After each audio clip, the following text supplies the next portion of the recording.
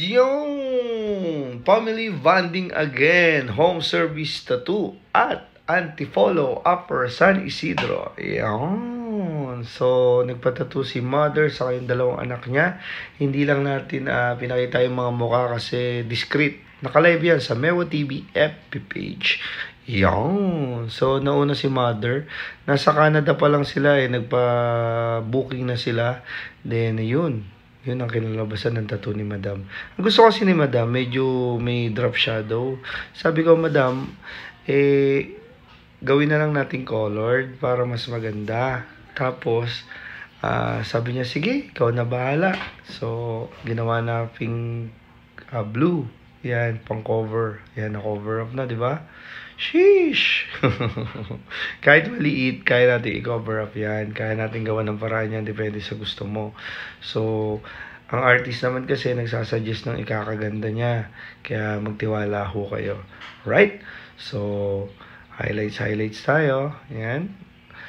So, sa cover up, para sa akin, huwag masyadong malakas yung voltage para merong pagpatong. Kumbaga, pwede mo siyang patungan.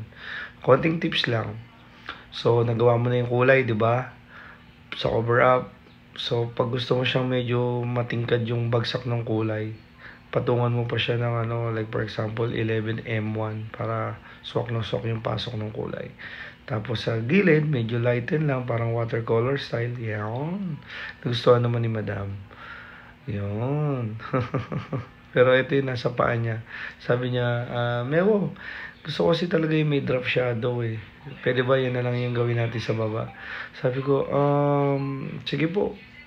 Medyo madark na rin kasi yung kinover up natin sa baba. Yan. Pero sabi ko, sige, kaya yan. Gusto kasi talaga ni madam. So, wala tayong magagawa. Using a 3RL, then pinashade ko yung solid blocks 7RS, then gumamit din ako dyan ng 11M1. Yan. So, ayan. Ang lumabas sa hula. Sheesh. Right. So, ito naman yung anak ni madam. Yan. Ang gusto ni madam is koi fish. Then, ayaw niya ng medyo vibrant, yung solid yung kulay. Gusto niya medyo lighten ng konti. So, gumamit ako ng advanced opaque black and gray ng AD Pancho yan. Light lang. Then, itong solid red using a 3RL.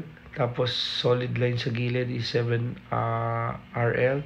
Then, gumamit ako sa shading ng 11RM. Yan. Ang voltage ko dyan, mabagal lang din. So, dahil laking abroad si madam, may konting allergy dito sa Pilipinas sa init. Pero, yun naman, nakuha rin naman. Ito rin yung kapatid ni madam. Yan, bless. Bless yan si madam. So, ayun. May dati siyang tattoo. Ang gusto niya kasi soft. Kaso sinolid daw nung artist, sinolid line. Respeto sa dating artist ni madam. Maganda naman daw yung gawa ni madam. Okay naman. Kaso nga lang, syempre, sabi niya, gusto ko yung soft tignan. Sabi ko, sige, gawin nating soft. Ang sa akin naman, yung sa dahon, gumamit ako dyan ng green, dark green, blue, green. Tapos sinuso ko sa black, blue, green yan. Tapos caramel. Yan, halu-haluin nyo na lang.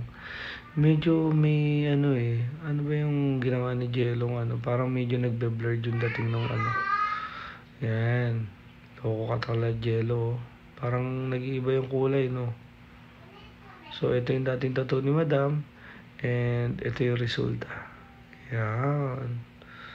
So yun, parang iba yung dating ng kulay